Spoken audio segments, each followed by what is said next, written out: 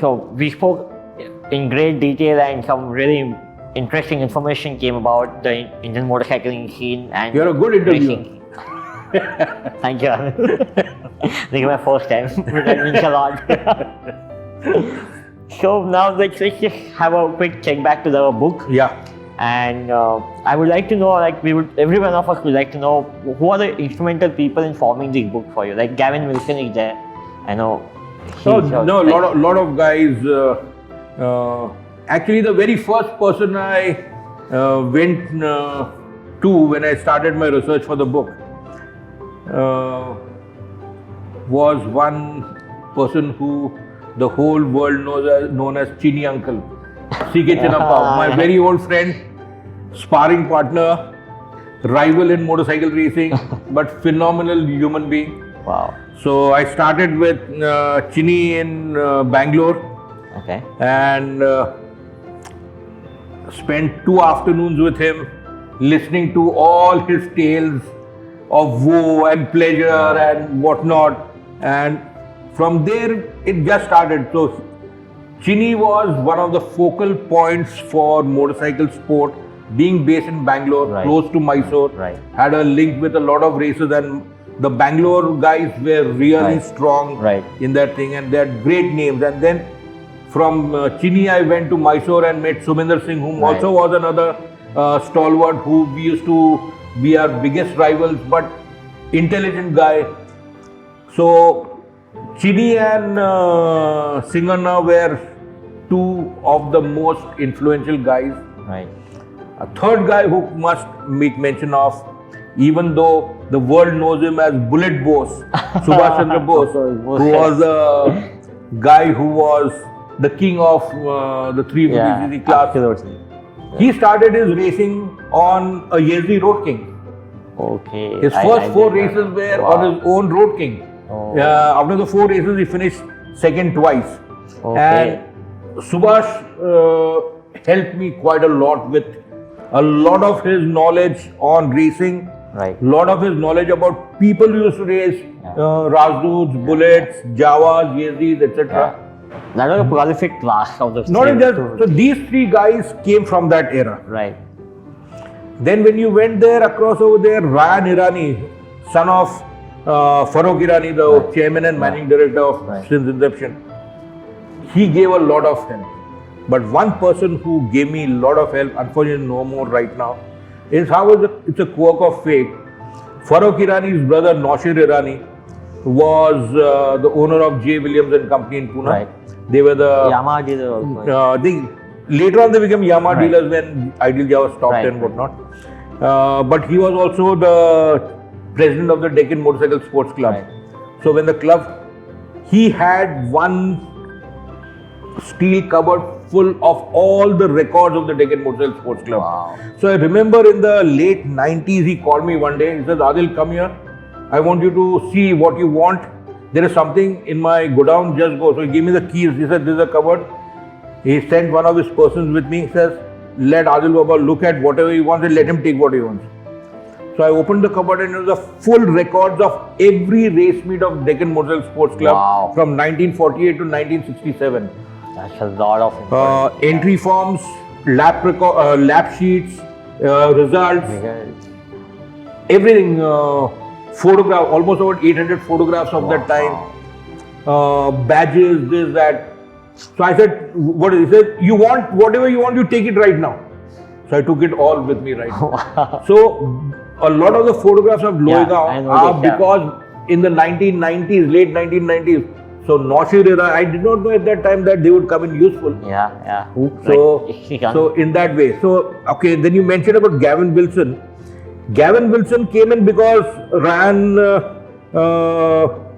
when I went to meet Suminder and Ryan in Mysore, so they said you must meet Gavin. I knew Gavin from earlier also, but I did not know how much and to what extent. His father used to be, I think, in the service of the security department of Ideal Java. Okay. And a lot of the old bikes, specialist bikes, including the CZ 250cc Grand Prix Racer, which is also featured, are with Gavin over there. Correct. And Gavin has his own phenomenal collection of Javas and Yeezys. So He also has some other bikes also in the garage, if I'm not wrong. no, they were all Jawas. Java I think he has got maybe a Yamaha or so. I saw but Yamaha very rare. there. Yeah, but 99% is all era. Java and Yazdi stuff. Right. Coming closer to Pune, Mandar Phadke helped me quite a lot, Right. without an iota of doubt. And yes, people kept on sprouting out of the woodwork Yeah. because this brand is such a heart-tugging brand that even though it has been absent since 1996, these 8-10,000 people who own Javas in Easy Yeah. they have kept that flame burning. Yeah, they keep the heart beating. So one by one, once that word came out across, you found people coming out of the Coming in. woodwork. And Like Prashi. Like I was. Prashi was because of Bose. yeah. Because of Bose. And Prashi is, again, he is in a very evolved class. He is Absolutely. a hardcore motorcyclist. Absolutely. His passion is there. He doesn't show it. No, he is the He only just doesn't spoken. show it. And let me tell you, he was among the guys when the works was auctioned off and a lot of things. Right. He went and bought a lot of the broken down bikes from the R&D center and whatnot. It was 2001, 2002. 2002 something, Yeah, 2002 or 2003 when Wow. the bank led auction was there. Right. Plus, he got a lot of photographs from that. Wow. See, what is important? These guys gave me full access to this thing without reservation. All the information they had, they shared. They shared. This is what determines a motorcyclist from a car wala. Yeah. A True. car wala doesn't do that thing what a Yeah. motorcyclist does. True, very true. Like even with Rashi, I had met him in 2007 at the Rider Mania. And he came up like somebody who you just pass by and not even notice him. And when he starts talking about motorcycles, you just Not just, listen, he's a IT guy, yeah, brilliant in that yeah, sense. absolutely. But you go to his house, 2 floors of his house are full of Yazdi material. He says, I can make 10 bikes, Adil, I'm going to do this, and I've seen the stuff. So, and I know that he will not make even half of it. But why? Not because of want of trying, but because his motorcycling interests are so varied. He's the only guy from India who led a team for the Baja 1000 in True. the US of 2014. and they went and completed this. Says a lot about that man here, what he stands for, what he wants out of motorcycling and what he gives to motorcycling. Absolutely. Many people want a lot out of motorcycling but they don't give. Want to give it. This Yeah. is one of the guys who does that. Oh, and he does it so silently, like no fanfare, But nothing. that's because he enjoys it that way. Yeah. He wants to do it that way. Simple as that. True. Wow. It'll never what you call hit base with a marketing guy from a manufacturer. I saw that coming. Sad but true. But I think the industry needs both kinds of people. Some more dynamic and some like this who are under the scanner, under the radar. And you just But I think that in India, we have not pushed the motorcycling angle beyond commuting. yeah. So the quicker, I'm not saying that divorce commuting, no, but also add to it, no? Add to it.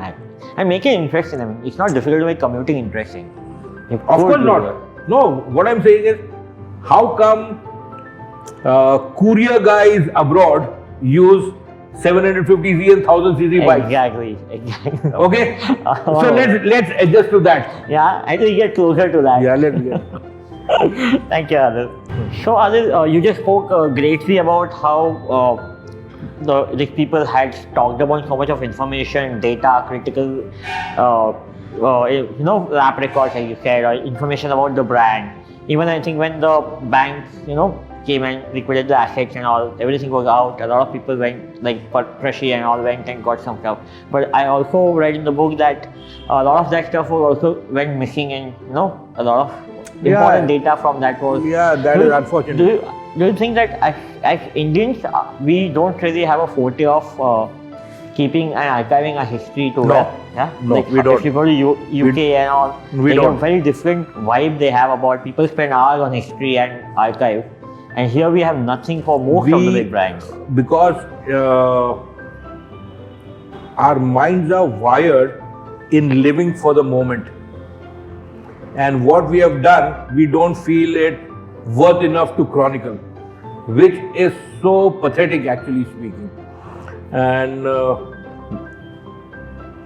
the Java book is the first book ever of any Indian automotive firm whose history has been written. True.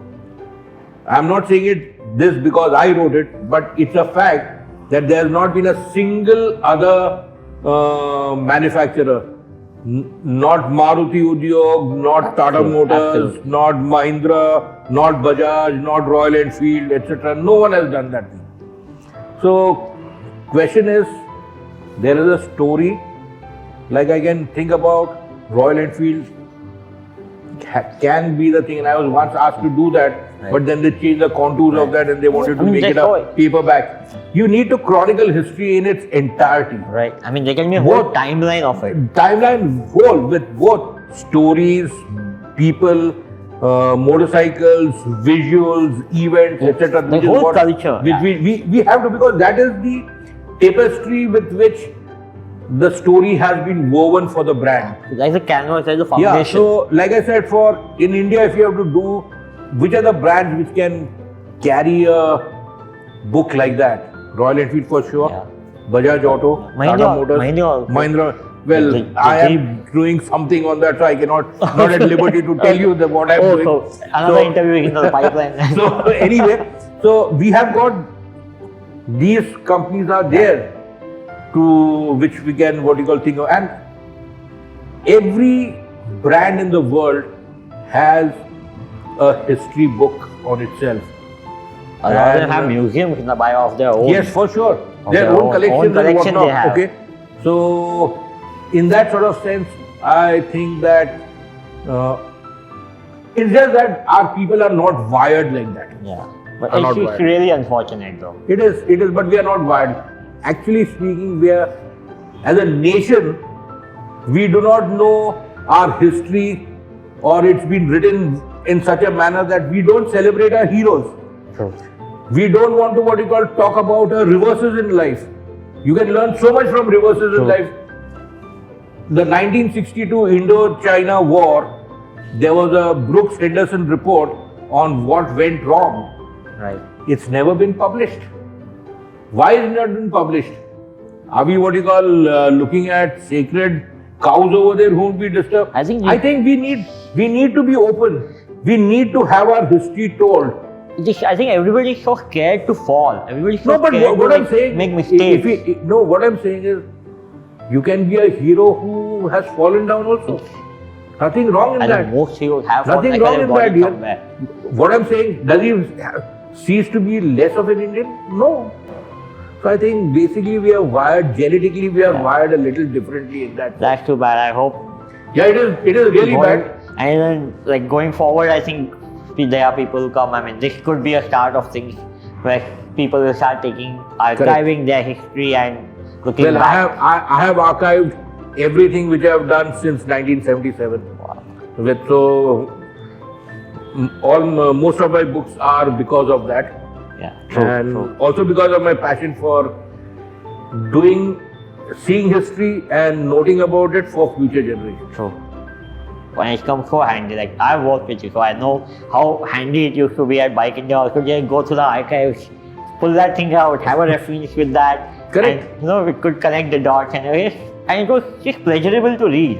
Whether we It is, formed it in it the is. article or not was secondary. But just connecting those dots, thinking, oh, that's how it began. Wow. So yeah, I wish it changes. We hope so. So Anil, you just spoke about how archiving helps, looking back at. Similarly, in the book, there's a very nice connect about Java and Italjet. Mr. Tartarini's connection to, with his comic father, Leopoldo, all the way coming to the new breed of Java. I mean, that's a big chain of operation. No, so I'll tell you about him. In Italy, Leopoldo Tartarini used to, what were the Italians known for? The Italians were known for their prowess in making lightweight frames, Right. great handling stuff, very stylish, sexy bodies on that thing. What they lacked in small things was engine and whatnot. So Tartarini set up a small program, I think, in the 60s, if I'm not mistaken. Right. They took the Java 250 engine and put it in a frame of his own design with really very stylish bodywork and all that. So the Italjet Java was sold in a limited edition of about 300 or 400 Right. units. So he got basically the best components from all around the vendors Yeah, that were there in so Bologna. Italy, motorcycling in Italy is a cottage industry in Right. that sort of sense. Right. So in those days, Right. of course it was. So that was what was the first connect. Then then Tartarini came down to India and he was a very close friend of Arun Firodia's father. Right. Okay, and he helped them with a lot of things. And Kinetic Engineering in the 90s bought about 7 or 8 Italjet designs of Right. scooters outright Right. from there. Unfortunately, it did not. No. The scooter market was going down, so they But I did remember not. going to the plant Yeah, and riding so there. that was. Who was to know that the Kinetic plant and everything was going to be sold to Mahindra? Mahindra. So symbiotically it came there, and then Leopoldo's son Alessandro, who does this white SRL design outfit, Right. they helped Classic Legends fine-tune their designer's vision of the Java lines and whatnot. Right. So they did a lot of work. So the wheel turned full circle, so to speak, like that. Yeah, I mean that's like a pretty commendable way of collecting. Who would have thought that Yes. it would flow from there and come back? Yeah, but then to the automotive world is chock-a-block with such stories. But you have got to know how to connect the dots. connect the dots. I think that's why the archiving is so important. So not just archiving, you have to know. You have to be in love with your subject to do that. Archiving per se will not help. No, of course. There are Going- yeah. archivists are plenty. Yeah. But if you do not know that, I mean, going to the depths of it basically. yes, you need to love their subject to be able to what you call probe deeper and whatnot. Wow. That's a very, very interesting piece of information that even I wasn't aware about when I came to the book. I was like, I have to ask Anil about it. All right, so we are at the final segment, final question of the entire episode, and it's a last moment question that we came up about. It's a surprise question for Anil. That it's out of your book, similar to something in the book. The book has a feature that says 25 reasons to ride the Java. We want your 5 reasons, candid ones, right now. What you can think of. To ride a Java, Yeah. if you love two strokes, then you got to be on one. Absolutely. So that is, if you want to do something non-Japanese, be on that thing. If you want to do something which is historically Indian, Oh, that's a big connect. then you need to be on that thing. You want to what you call relive your childhood or your youthful memories in a modern, more refined way. Right. Yeah. You got to what you do that. And if you want to keep faith with the pure motorcycling ethos, do that. Absolutely. I think that's the most important part. Simplicity Yeah. and honesty with your motorcycle. Yes. Thank you so much for your time, Anand. Not It at was all. Fantastic having I you can around. say with one finality that the Varad More who chased me once in the streets of Pune and stopped me finally after a long chase to ask for a job. I think he has turned full circle now. The apprentice has really graduated and I'm very happy to see him be an expert here. Thank you so much, Anand.